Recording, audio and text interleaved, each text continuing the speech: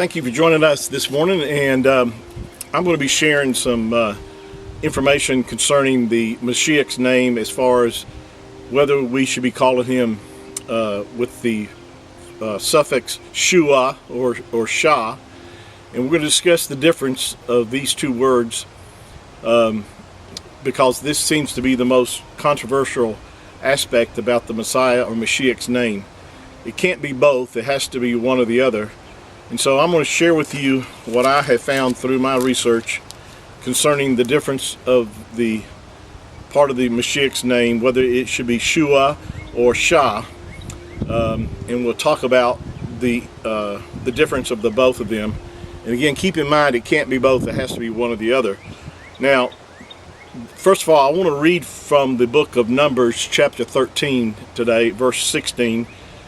And most scholars know, or even those that have done any kind of research whatsoever in regard to the Mashiach's name, they understand that that Joshua, the person that we know as Joshua as far as the English word in our translations, had the same name as the Mashiach.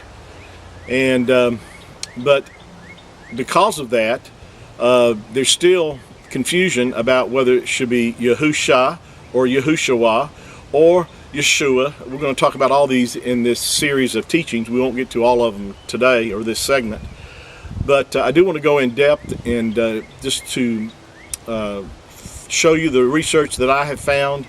Then I want you to look it up yourself, because you need to be convinced yourself. Don't take my word for it. I'm just sharing with you the information I have found. Let the Ruach of the Spirit guide and direct your study so that we can all know the truth, because we should be seeking the truth and not some doctrine or some type of thing, tradition that we may be holding to, and not really pursuing the truth of this matter. But with that said, I want to say this right up front. Just because, and we can verify this, the name of Joshua, again, that's the English name that we know in the scriptures. It's been changed a number of times, and we're going to point this out. And just because the name Joshua, or whether you use Yahushua or Yeshua or Yahusha, whatever you use, you have to understand that there was a prophecy given in the book of Zechariah chapter 6 verse 11 and 12 concerning the name of the Mashiach. And if you look this up, and of course you'll have to look it up in a Hebrew, Greek interlinear Bible, or some type of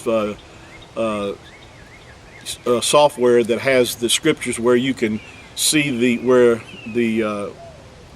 original letters, and also be able to remove the vowel points that surround the names, because we understand in our study, if you don't know this, that most of our translations are translated from the Masoretic text, and the Masoretic text use vowel points to change the pronunciation of different names in the scriptures or words.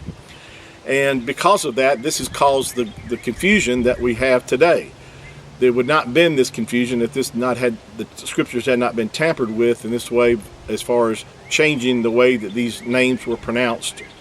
And so, with that said, if you look at the original text without vowel points, I use for my church software on my computer, I use Blue Letter Bible, and I can go to this verse, or I can go to Zechariah chapter 6 verse 11 and 12.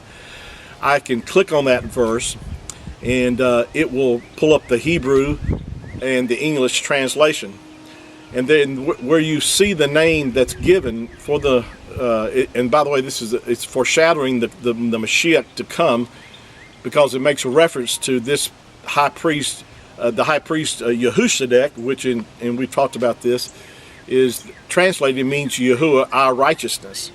And this person that's described in there that shall build the temple of Yahuwah, by the way, we know it's the Mashiach it's talking about.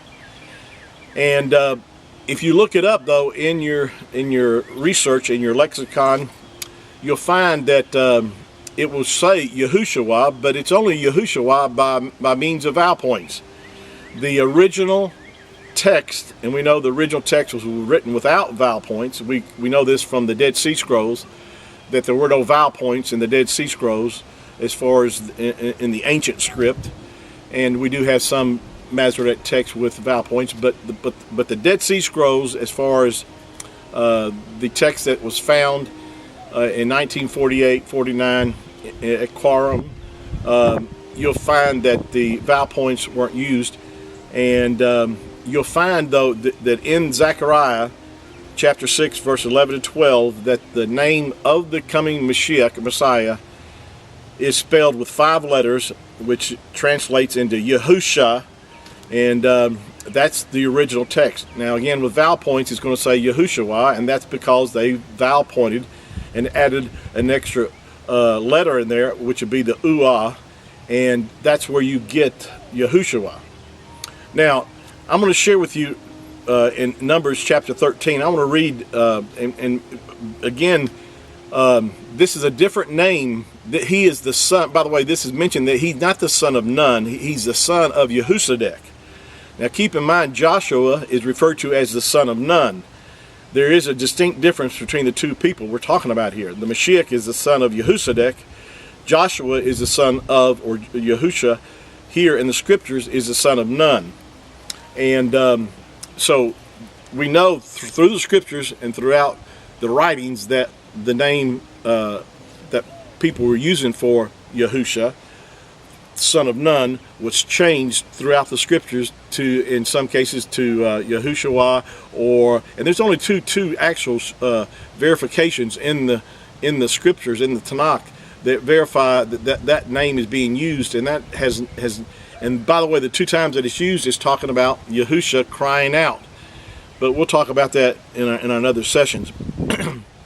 But the fact is that just because the son of Nun, Joshua the son of Nun, was changed to Yeshua, doesn't mean that the Mashiach's name is Yeshua.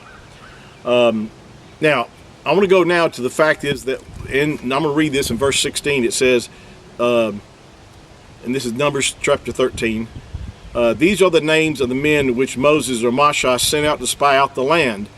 And Moshe or Moshe called Hoshea. Now that's what it says in your English translation. Hoshea, the son of Nun, Yahushua. Joshua, it says here. Not Joshua, Jehushua, Shua is what it says in my English translation here. But again, if you look this up, here's something very interesting. If you look this verse up, you'll see that where it says Hoshea, that, first of all, that's not even an accurate transliteration. The actual word is Husha.